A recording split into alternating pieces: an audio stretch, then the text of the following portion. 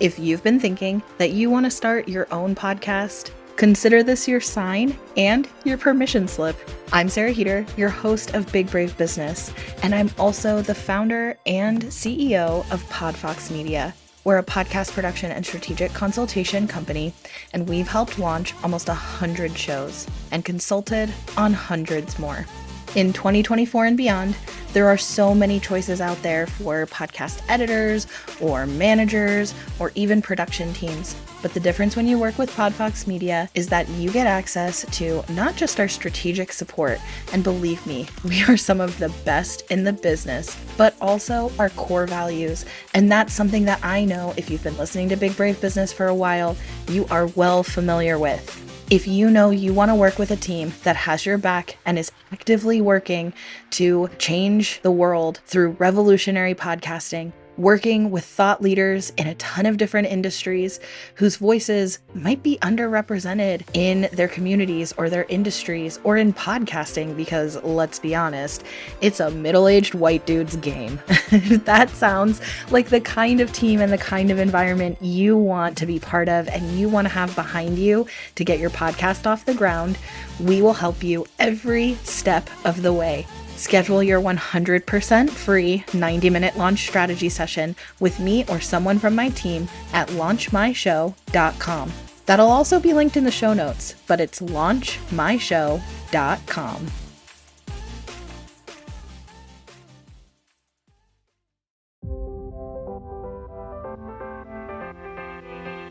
Welcome back to Big Brave Business. I'm your host, Sarah K. Heater. Big Brave Business is a podcast where we challenge the status quo of traditional business practices. So if you're ready to challenge norms, rewrite the rules, and redefine what it means to lead with courage and integrity, then grab a notebook and let's dive in.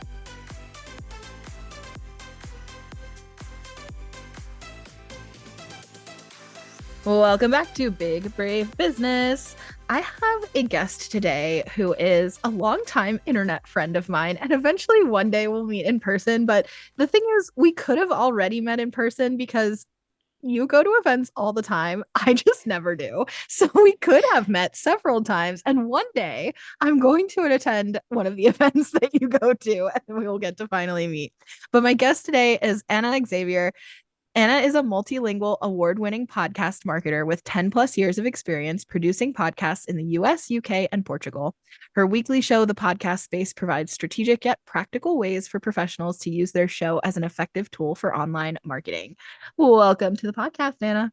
Hi, I'm happy. I'm so happy to be here. My brain froze for a minute and I was like, wait, what? I am so pumped to be here because we've been talking for so long about like doing this show. So I'm like, yes, let's go. Yeah. And Yes. we've coordinated just on a lot of other things. And it's interesting because one of the most downloaded episodes on season 1 of this podcast, Amanda and I talked about community and collaboration over competition. And we talked about kind of ways that we collaborate and also ways we've struggled to collaborate with people. And one of the things that I shared in that episode, and this was a long time ago, but one of the things that I shared in that episode was that I have found that the podcast production industry, because that's what we both, I think you do less production now, Yeah. but but the podcast strategic consultation side and the podcast production side, I have found to be very gatekeepy, very bro marketer like culture. And I have found it like very difficult to collaborate with people because a lot of times I've asked people to collaborate and they've declined. And you are like the queen of collaborations in the podcast industry. And you and I have partnered on things, but I'm so fascinated by this. And that's where I want to start, is in the spirit of collaborating, especially in an industry that is very overrun with gatekeeping, audio nerd white dudes. What's that experience been like for you? And what are, like, I don't know, some of your thoughts or tips for like how do you overcome that? Yes, it's funny because we're talking about this because I remember when you mentioned that on that episode, I was like, "What? What do you mean?" Like in my mind, I remember thinking like that is so dumb that you had to experience that because it's so funny. Again, I'm originally from Portugal. I lived in London. I moved to the US. So to me, I'm so used to code switching and just like talking to other people and like just engaging with people. Also, extrovert. It's in my nature to engage with people anyway.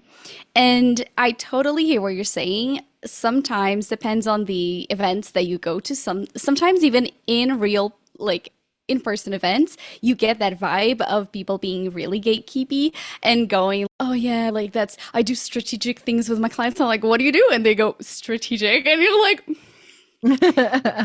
what is it? So I think that to me, I always treat everyone the same. I just treat everyone like they're my friend in a way. And I feel it has also been the case because when I first moved into the US, I was working in a podcast studio. So we were three people in the beginning, our manager and then two other colleagues and me, and they were two white dudes, and they were the nicest white dudes ever. Like and I'm also white, by the way, for those who are listening, but it was such an interesting, they really broke the stereotype of dudes who are like doing their own thing and trying to look cool or whatever. They're just like nice. And so I feel like also it's the way, the energy that you present when you arrive somewhere.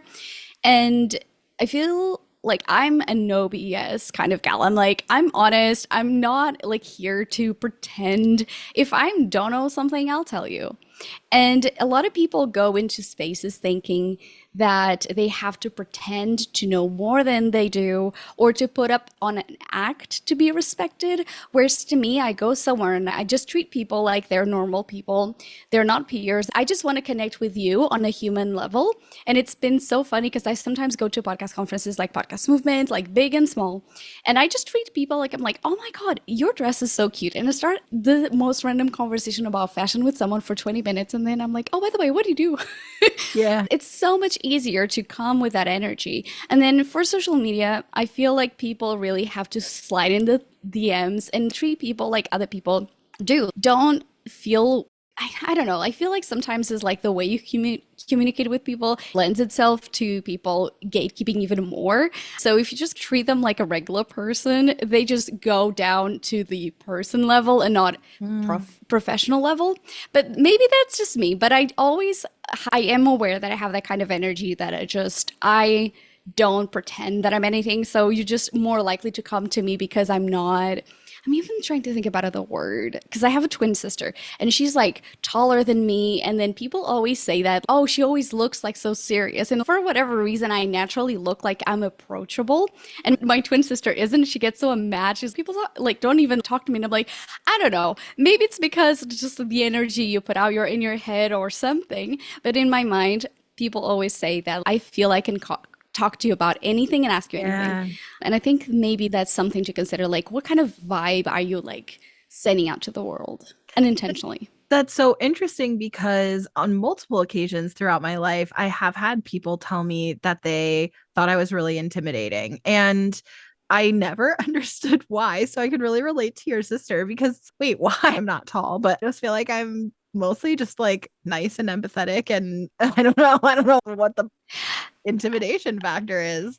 I think it may be worthwhile, like again, communication, and I'm always like obsessed studying like human behavior, body language, and I always think about again, it's not that I like overthink it, but I'm trying to be mindful of how I am positioned and how my body language can convey some signals that may be feeling like threatening or whatever.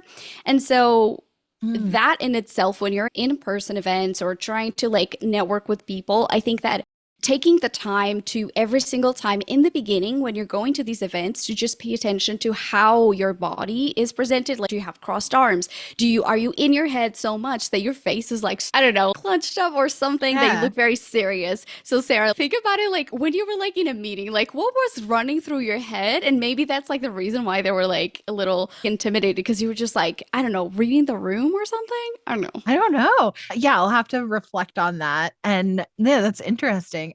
I will say, I do think that you are very approachable. You do come across as very approachable, and you do come across as a person that's positive, like a positive person, a positive atmosphere, I don't know, vibe, whatever. Yeah. Yeah, okay.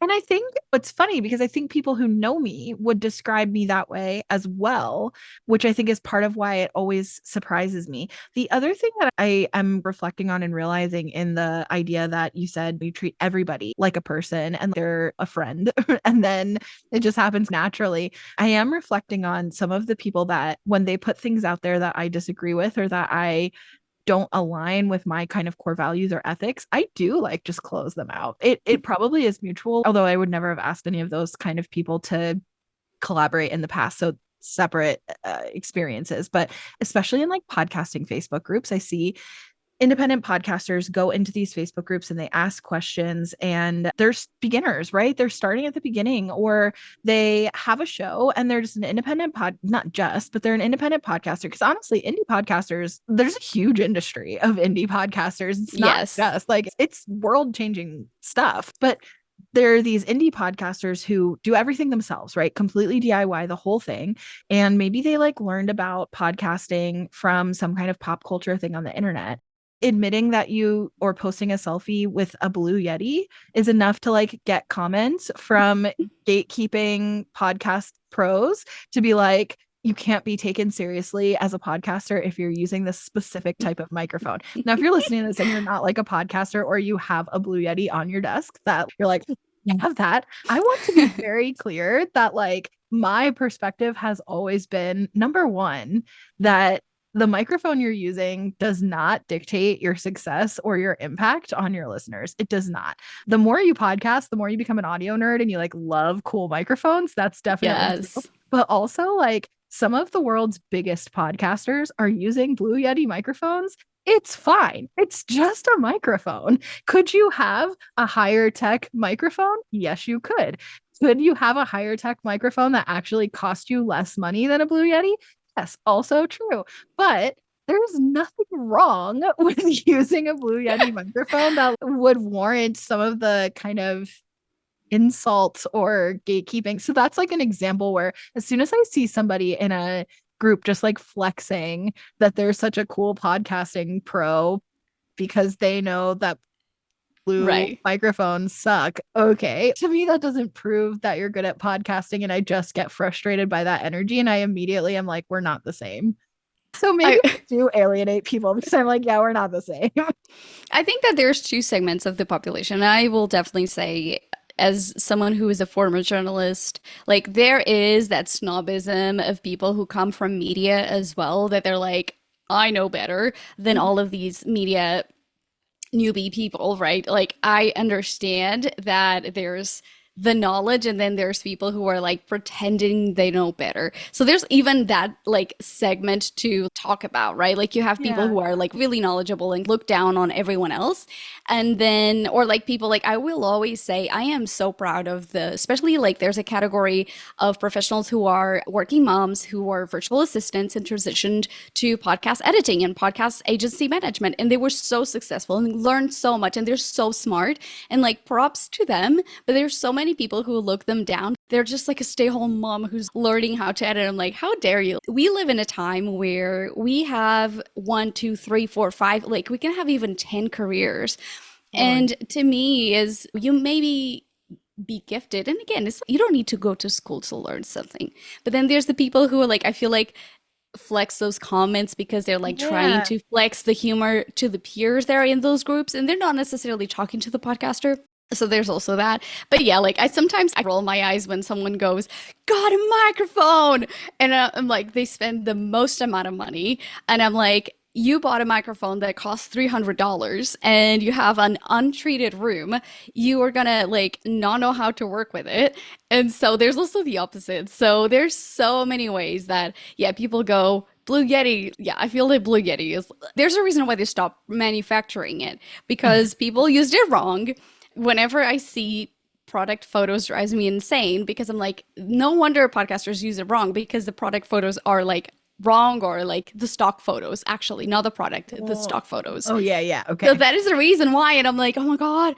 But yeah, I feel like it's the heart. It's iconic. Look, it comes with with the fact that you have a Yeti. You're gonna use it wrong at some point. You're gonna use the wrong mode. You're gonna be talking to the wrong side. Like it is what it is. So I guess it's like disgruntled podcast manager who are like, the worst time of my life, it was when I had to edit like bad audio from a Yeti mic. I feel like that's what happens, and people go hate it with their That's so funny. Yeah, I guess I'm just reflecting and realizing that maybe I also can give off exclusive energy because I am drawn to people based on what I would call like a core values match. And when right. somebody is immediately putting a sign out to the world that like that's something that they're going to take to Facebook comments to judge people about, then I am just like, okay, we're not cut from the same cloth. And it's somebody I wouldn't even spend time getting to know because I am already have written them off. And maybe Right. it would be easier for me to collaborate in my own industry if I did not write people off just from virtue signals One like that. comment. Like, Yeah, yeah, yeah. yeah, that's interesting. Okay, okay. I like that. I like that advice. And I think I can think about that. There's still the part of me though that's I like being drawn to other people based on the virtue signaling. That's like the best way I can think to describe it. Like the signals that you send to let people know where your values are, it is surface level and it is not the same as taking action for sure. And obviously virtue signaling has like a negative connotation to it, but it's also very helpful to be able to navigate like quick decision making of like where you want to spend your money and who you want to know and who you want to be associated with. I'm curious in your business, what are some of the core values that influence your decision making? And also, how does that affect your who you collaborate with? Yeah, that's such a good question because I don't think enough people think about that. So, the way that I created kind of like my mission, my values, and the whole reason why I started the podcast space was because I, in the past, worked in the nonprofit world, and I've been always, all my life, I've been called to do things that are like make the world a better place, that help other people. That I think, like, inherently, I am someone who wants to collaborate.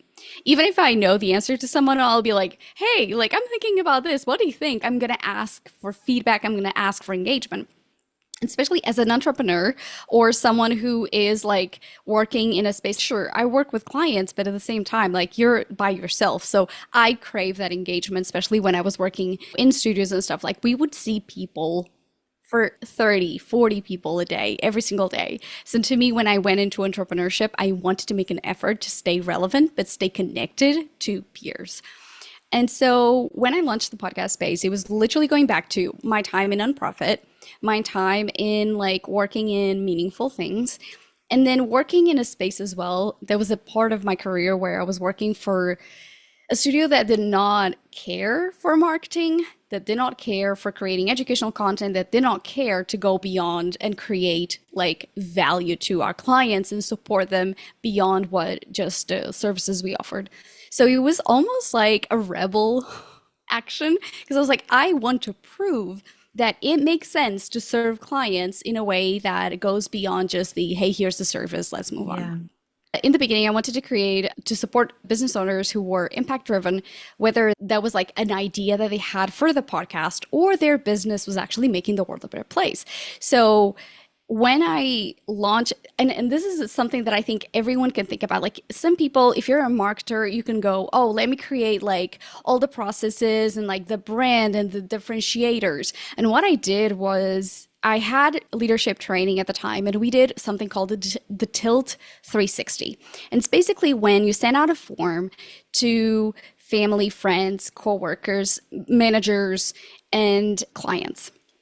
And so they fill out a form and they talk about your values and they say like how you are perceived by others. And so my coach went through it with me and I used that document to actually move to my brand values because I was like, I want to build a brand that as an entrepreneur, I don't want to have to think about it.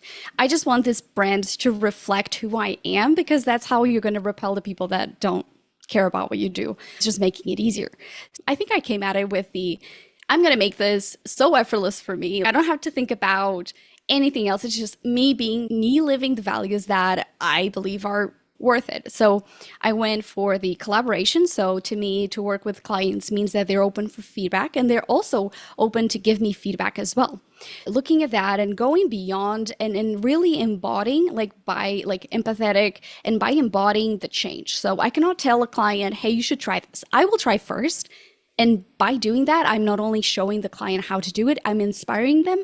And other people that see it on Instagram or whatever, they're seeing positive process. And it's not, oh my gosh, like I have $1 million. This is not, is okay. No, I don't have $1 million, but this is the impact that I'm making. So impact was another one.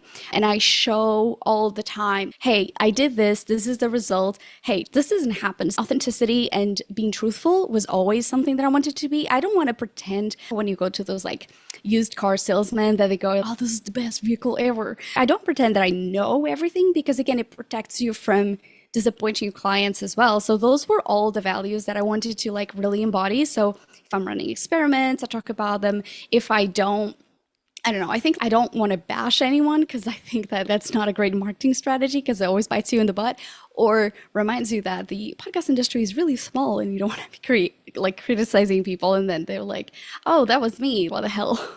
Or maybe you were in the season of life and you criticize people and then you don't believe, oh, you got to beat them. And you're like, oh my gosh, like you're a totally different person. So I always think about those things. The podcast industry is really small.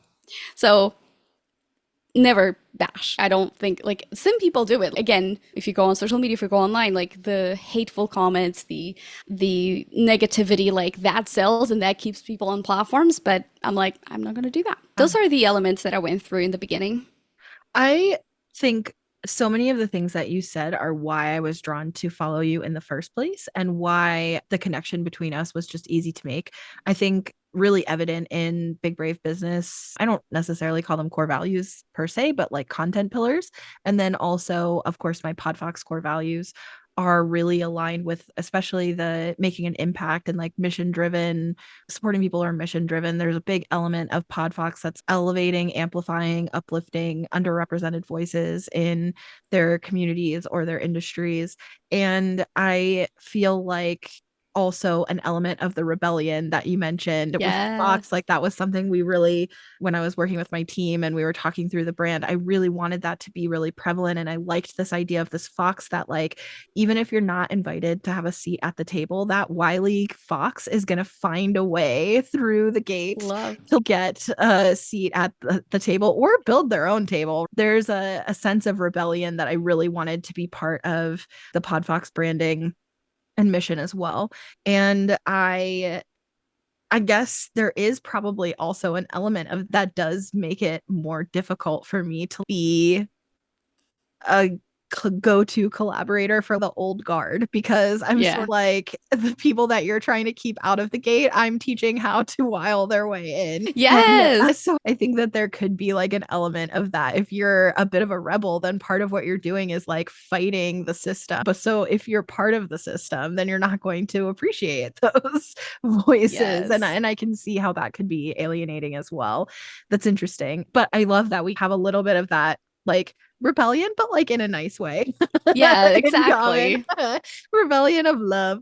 And I think one thing that's really I admire about what you do and how you show up online in your messaging is the transparency and the integrity of how much you share of your own journey and your own experience. You share a lot of like numerical data. And one of the things that we also geek out on is numbers, right? We both like Yes. the story that data tells you. And that's something that we've partnered on before as well. But so first of all, I'm drawn to that anyway, but I like how transparent and open you are to share those things. I think that's something a lot of people don't want to share is the numbers, unless they're numbers that sound really fancy or they're fake. And I've been seeing all these threads lately of like, you can fake things like Stripe screenshots, like your Stripe Oh yeah. dashboard. You can create a fake dashboard to show that you made a whatever amount of money you want to put in there. And so like people who do share numbers oftentimes aren't even sharing real ones. And I think that makes it so hard to trust when people share numbers, especially income claims. And I That's have a just, personal grudge against that. Sorry. do you? No, tell me. I want to hear. So I agree with you, and it feels most times I feel like there's an ethical way to do it, and there's the predatory way to do it. And I feel like if you go on Instagram, accounts that talk about how to grow on Instagram are going to be performing better than most people.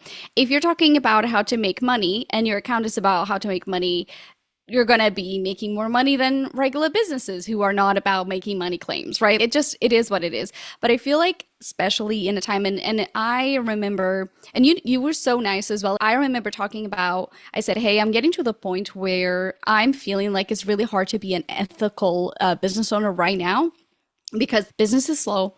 The marketing strategies that were working before are not working right now, and there's an adjustment that takes in real time that you're like learning how to captivate audiences to keep people engaged. And I was like, I need a break. My mental health is not where I need it to be to continue doing business. I need to take a week off. And the engagement that week, like people were like, oh my gosh, same here. Like, and again, a lot of people who normally don't talk to my account did. And so it's a connector point when you are choosing to be a rebel and say, no, I'm not going to pretend that business is doing great, or like you can do the same things and it will still work. Like people respond to authenticity and vulnerability in ways that like most people are afraid of. And I'm like, why would you? Right? Like I had clients who said, I've been following you for 2 years. And the reasons why you always differentiate yourself by, again, the transparency you're talking about. And not saying, oh yeah, I have like huge numbers because I'm a podcast strategist. I should absolutely have thousands of downloads. That's not the reality of most businesses. I'm also running a small business. So there's all of these things that like people relate to. And I think that there's value in that, and people discard that as, oh, it's not good enough. And yeah, like people take screenshots and go on Canva and fake those. And that's just, if all you talk about is the income reports you have and nothing else, and you're not sharing like real strategies or real case studies, you're gonna lie, right? That's what it is. And like you and I connected over that as well, because we were talking about being ethical and serving our community and serving them in a way that feels authentic to us. Even life happens, but as a business owner, you have to like really be human to cut through the noise. Because yeah, like those income reports are insane. And I had a point, but I forgot. So Sarah, what you got?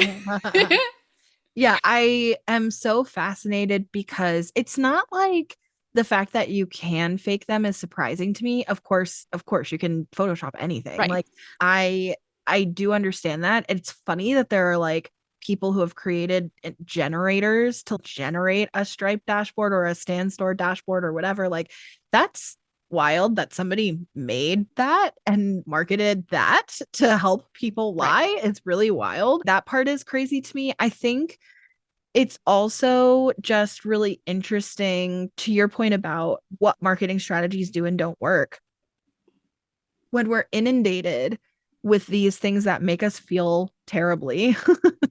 and even when we know they're fake, they still make us feel bad, then it is a stressor to figure out how do we do it differently? Like, how do we market differently? And I think what's nice about the numbers that you share, first of all, they're not income based, they're podcast engagement Right. based, right?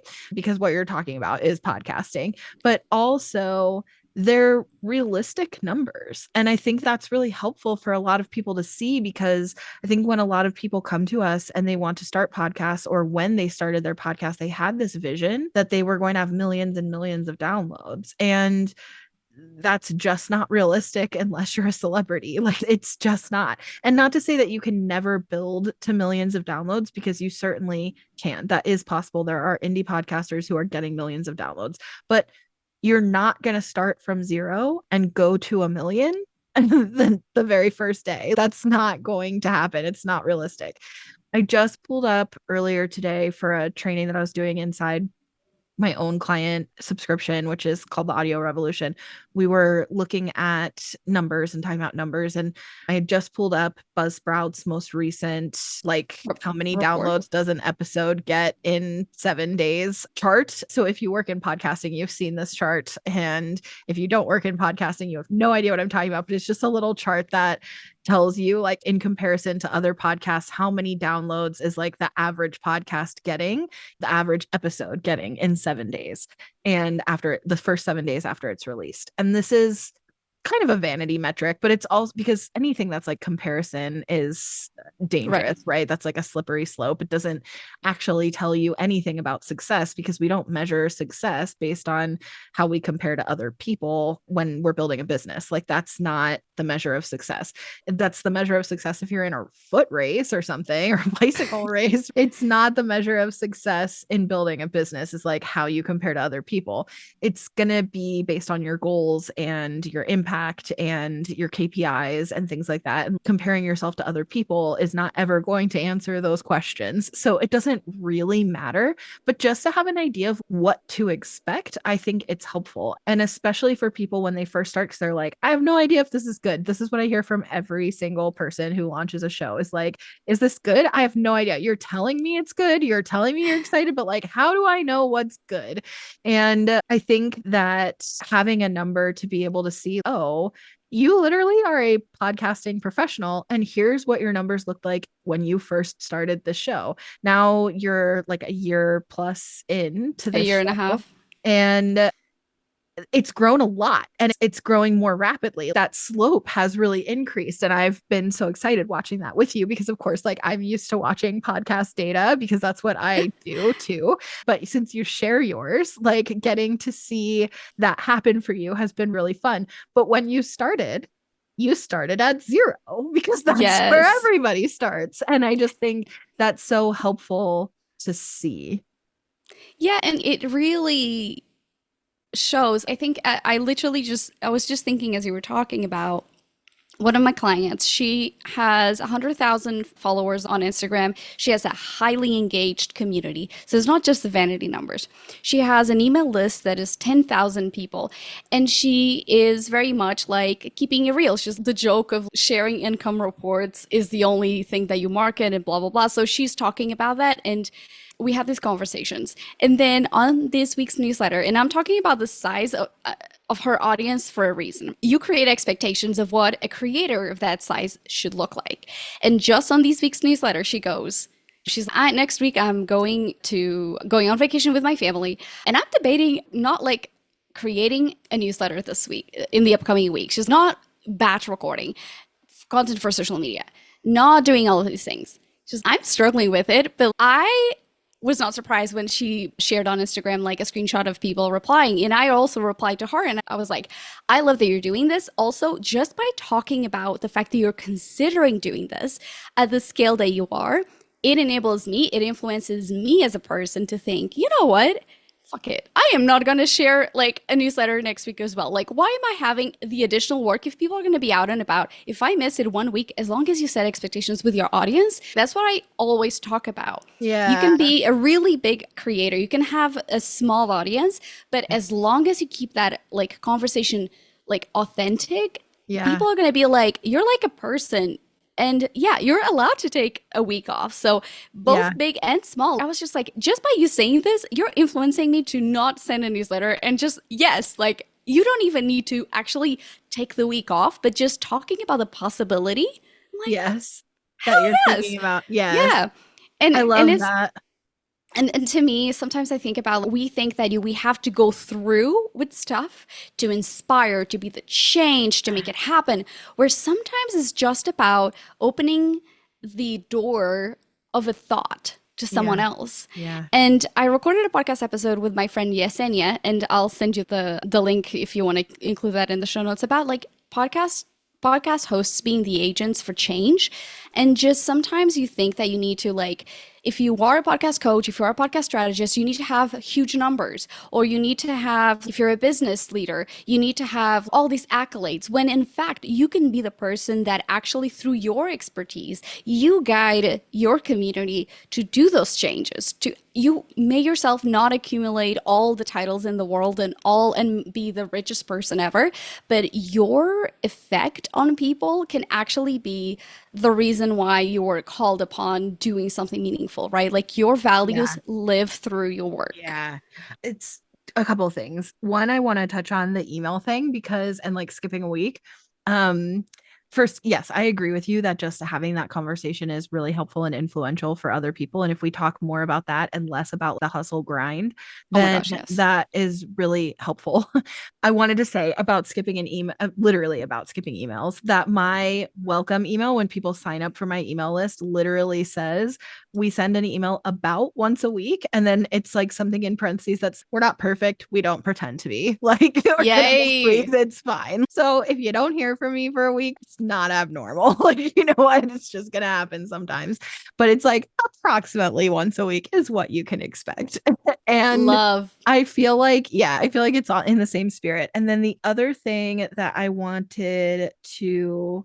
also want to touch on that idea of that you said about the accolades and what are you marketing, because I think that especially with social media, when you first are like, okay, I'm going to start a business, especially as a service provider, I'm going to start a business, people tell you like, okay, this is the kind of things you need to post on social media. And it is totally true that some of my highest engaging posts on social media are the results I've gotten for clients. So now that I have 5.5 years of a track record, I can post those client results and testimonials and case studies, and people respond really well to that. And that is a really like great conversion tool through social media marketing. But when you're first starting and you don't have a track record, or even if you're not first starting, but your track record just doesn't sound as flashy, like you don't have Right. these great big numbers to share, then I can understand the like inclination to lie about it, although I would not never have even considered that myself, but can understand where it feels like, then what am I supposed to post? Because posting, hey, I'm new and I want to be good at this, obviously doesn't feel good to say. And Right. some people might respond to it, but it's not going to convert well. I'm just going to be honest. Like, it's not going to convert as well as having a track record. But I think that when I first started, I was less focused on social media and I was more focused on people who had worked with me in other capacities who knew what I was capable of. And I told them, people who I had worked with in some capacity before, that I was starting a podcasting business. This is the kind of thing I was offering. If they or anyone they know is looking to start a podcast, can they please send them my way? And I built my business in the beginning off of word of mouth from network connections from people who already trusted me and already Right. I was capable of good work outside of podcasting. And I think that's like spot on to what you were saying. You have experiences and personalities and core values that matter more than your track record does, right? Yes. So I think that that kind of attraction marketing is way more powerful. Before we move on, I just want to say something. You're talking about you reached out to your community, and I think that for anyone in business or anyone who wants to make an impact in the world, don't forget that you can get to the same result in 300 different ways. Yeah. And so that is also why it's so important to embody what you're trying to do and what you're trying to achieve, even though nobody else is doing, because it doesn't matter. Like, as much as there are strategies and paths and whatever that are proven, you can be the first to document something that either is new or that just works for you. And it doesn't matter if you are just struggling through business or doing whatever the work you do just because you're like, oh, this is the way that everybody has done it, blah. But you could really thrive in doing things your way. Freaking do it, because Yeah. it's going to be easier and at least you're going to learn, but you're going to enjoy the learnings versus struggling all every step you take. So I love that you were like, I reached out into my audience and that was the path. And then not your audience, your network. And I'm like, yeah, that's brilliant. Yes, people I already knew. And I think, yeah, and I think different things work for different people. And just in the spirit of what you were saying, I have a good friend, Jessie, who was going to be on this podcast, but she rescheduled. So hopefully she'll be on it later. But she was on our YouTube channel. But I have a good friend, Jessie, who we first met. She was brand new to Arizona and she was entering real estate. And she didn't have experience as a real estate agent, but she really loved it and was passionate about it and excited to do it. And the team that she joined, the advice that she was given was exactly what I said, which is tap into your network, tell everybody, like their whole spin was, don't be a secret agent, tell everybody that Yes. you're a real estate agent and that you want to support people who want to buy or sell a house in your geographic area. And she was really frustrated frustrated by this because she didn't have a network in her geographic area because she was brand new to the state. So she was like, I don't know anyone here. And so she was like, I really feel like what I want to do is a social media strategy to build community and to educate and inform. And then I'll attract people that way because I don't already know people. And she got a lot of pushback from this team that she had joined because they were saying, like, no, this is how that's not how we do it. Like, you're wasting your time on social media and you want to be some kind of social media influencer, whatever.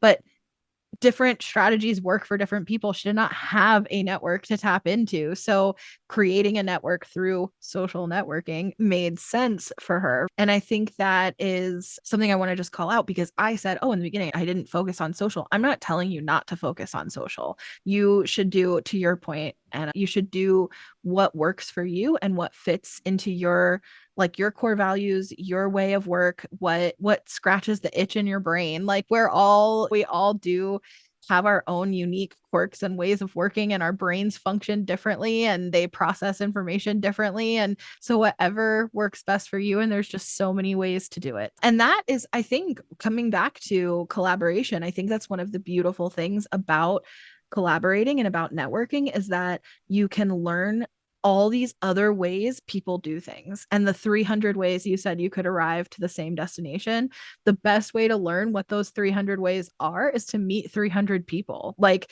everybody's doing things differently. And when you get a chance to, like, hear from them and learn from them and talk about what they're doing and how they make decisions, it can open your brain to doing business in a way that's different. That I agree for sure.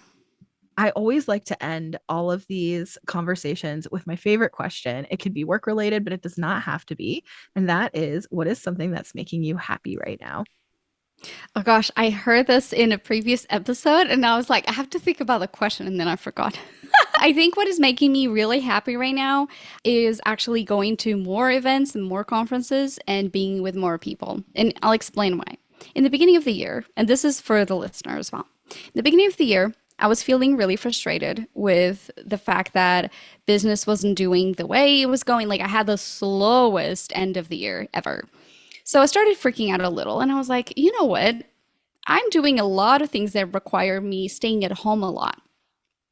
And I really enjoy meeting people and talking to people. And all I'm doing is like doing that via social media. And even though I'm really good at it because I treat it as if it was like in-person engagements, I was like, I really want to see more people. So if you're listening and you're thinking, yeah, there's this one thing that is really frustrating me about the business or about how I do business or how I live life, you literally can change it. So I decided that I wanted to do more in-person events and just be part of more community. And so I went to London earlier in this year and it was awesome.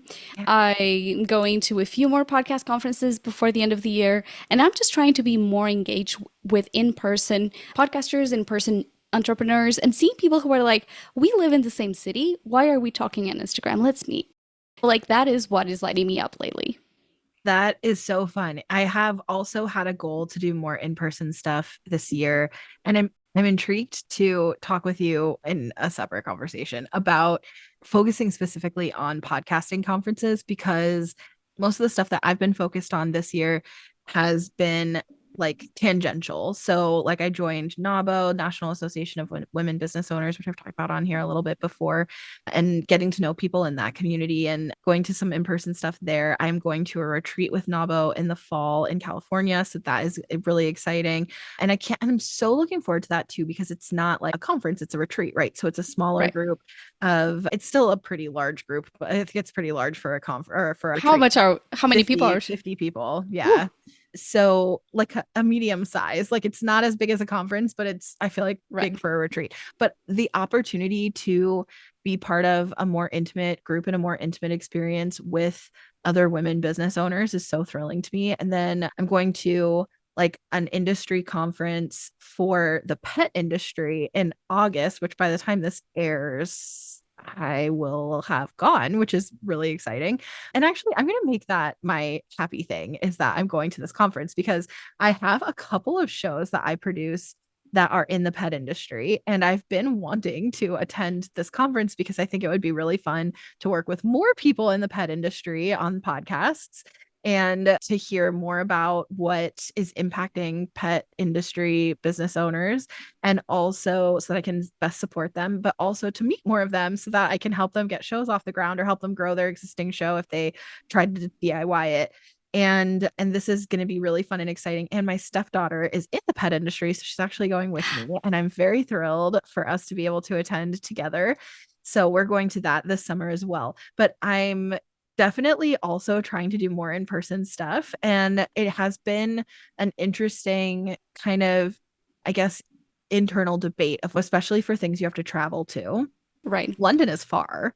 So to travel 7,000 miles or whatever it was that you had to travel to go there, so that's probably close, right? Yeah, probably. But it was fascinating to me because it was the first time I went to a conference after almost like 8 years of living in the US. Yeah. And then the amount of people, the amount of Americans that were in London, it was freaking hilarious. I was like, I know you. What are you doing Oh, here? that's so funny. So the irony that you're like, it's 7,000 miles. Clearly, Sarah, a lot of us, a lot Same of us people did traveled it. it. But I guess to say, if you're going to travel 7,000 miles to go to a conference, go inside your industry or go outside of your industry. I love that question. So I've been trying to do both like tech events or events where my ideal audience hangs out, just like you're doing, right? For conversion, it's easier because you go to a podcast conference in terms of conversion for new clients is fairly low. I have the conference the podcast movement one that I came here in Dallas where I'm based. Basically, like I was able to convert one client. It was a $1,500 package, but I've been doing 5 podcast movement conferences, and that was the only time I converted a client. Mm. Every single time I've gone to conferences, here are the things that have happened. So industry conferences allow you to, one, meet peers, and so it's great for networking. So long-term goals. So someone may have a project and they think of you as a great fit for if they can't take the client or if the client is requesting something. For brands, I had brands come to me, we love your content. We want to create something with you. Let's make sure that we get that in the books. So if for me, create educational content, like partnering with podcast platforms to me is always one of my main goals. So it's aligned with what I want to do. And being at those conferences enables you to do that. And also I'm always thinking long term. Like being in conferences also shows like when you go on conferences and promote that you're going to these conferences, not just like going and never talking about it, you're talking to your audience in a way that is, hey, I can go to these places and have meaningful, and people know me or have meaningful conversations, and there's outcomes out of that. Marketing the fact that you're going and marketing the fact that you're having conversations with thought leaders and that they see you as a thought leader is great for showing up in front of the people who are potentially the decision makers in other places and the gatekeepers. But going to related industries is great for getting clients. So those perform different types of goals in the business. Yeah, that makes so much sense. And I like that perspective. I feel the obvious answer is I want to do all of the above. And so, yeah, I'm easing myself into it. You are like an event queen, I feel, because you're always posting about either an event you just attended or an event that's coming up. And I really admire that. And I'm trying to put myself out there more for in-person stuff. It's been so strange because I started my business in 2019. Shortly after I started my business, everything shut down. And I got Right. very comfortable with building a business completely online and just doing everything online. So doing more face-to-face engagement has been an interesting thing. But yeah, I'm super looking forward to. So if you know what it is, I'm going to be at Super Zoo. And if this airs, I get to decide. I'm the one in charge of the schedule. If this airs before Super Zoo, then I want to see you there. And if it airs after Super Zoo, but you've met me at Super Zoo and now you're listening to my podcast, thank you for being here. I'm so happy that we get to know each other, and I'm just really looking forward to that. That should be a fun one. But yeah, Uh, anyways, One more thing that I want to talk about collaboration and stuff. yeah. When you go to these events, talk about collaboration, like active and unconscious collaboration. So basically, you're an active collaborator with other people in industries and peers and whatever, but you're an unconscious collaborator of your listeners' work or anyone that you meet because you are unconsciously helping them get to point the point that they need. So going to conferences is actually when people come to you and they tell you about the impact of your work. And again, like I will say my podcast is under 500 downloads per month.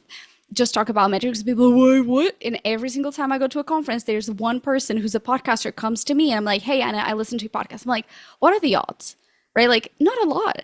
So going to podcast conferences, going to conferences in general, is when you actually get to meet the impact of your work and collaborate with other people that down the line could say, hey, you helped me do this. I never told you this. And it's like amazing and magical. Yeah. I love so many of the like kind of insights and perspectives that you shared on this. And I just admire the way that you approach community and collaboration. And I think you're very talented at it. So I adore and appreciate that about you. Of course, you want to know Anna, but if you want to know Anna and follow her and hang out with her, all of her information and links are in the description, of course, where you can find her and hang out and listen to her podcast if you are a podcaster, or hang out with her online, because the way that she does business is something that I just personally really admire. That's why I wanted to have you. So thank you so much for your time, and thank you for being here, and thank you for being you. Oh, thank you, Sarah. And thank you for the invitation. And yes, like it all starts with us, right? Like that's the last message that I want to leave everybody. If no one else is doing what you want to do, instead of complaining, people are not doing the thing that you believe in, do it yourself. Literally. Yeah. Be the change. I know it's lame, but like truly be the thing that you want to see more in the world. Yeah, no, I agree. Okay, and thank you so much for listening. Also, my information is linked in the description, and I will see you here next week. Bye-bye.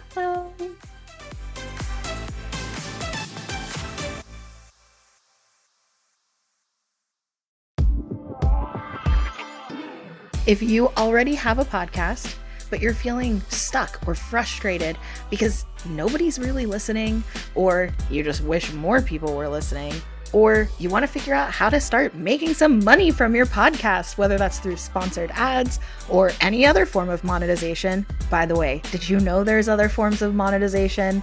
That is exactly the kind of thing that my team at Podfox Media can help you achieve. You can schedule your strategy session with us today at helpmyshow.com. That's helpmyshow.com. Schedule a session and I'll see you there.